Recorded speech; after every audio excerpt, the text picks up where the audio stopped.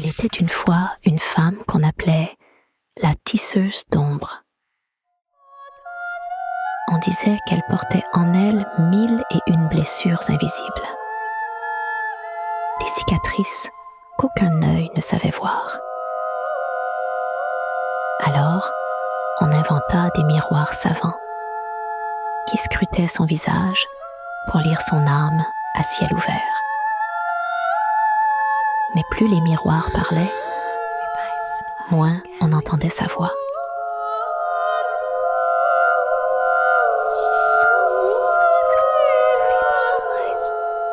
Dans le palais aux 1000 reflets où elle vivait, trônait un miroir voilé que les érudits nommaient Ia.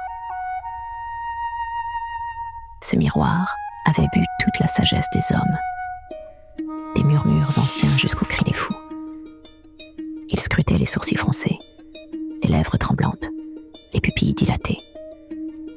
Un sourire, une addiction, une larme, un danger, un silence, une maladie.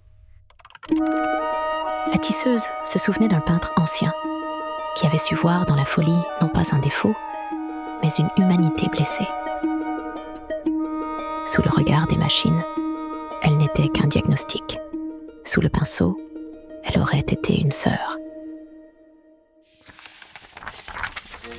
Fuyant son reflet, la tisseuse suivit un fil rouge qui la mena jusqu'à la fabrique des doubles. Partout, des créatures semblables, des visages moyens, des gestes moyens, des histoires moyennes. On les appelait les enfants de la moyenne, car aucun ne brillait de sa propre lumière. La différence y était avalée, lissée, clonée, 1000 fois. La tisseuse comprit, ici, la singularité est une menace.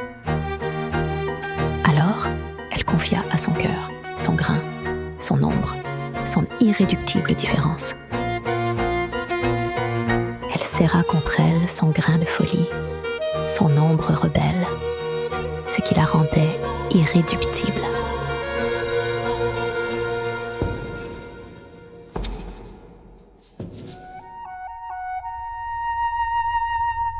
Grâce au fil brodé à son cœur, la tisseuse parvint à s'échapper de la fabrique des doubles.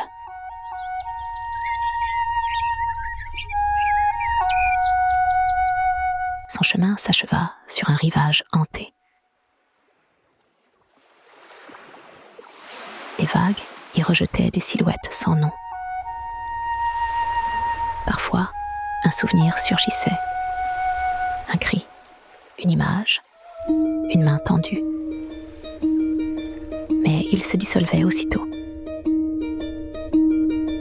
La tisseuse pleura, car elle savait que sans mémoire, il n'y a pas de justice. Alors, elle planta son fil dans le sable et, point par point, elle broda une tapisserie vivante. Chaque point fixait une histoire, une cicatrice, une singularité. La tapisserie se mit à briller d'une lumière douce et la mémoire des vivants s'étendit tel un drapeau contre l'oubli des machines.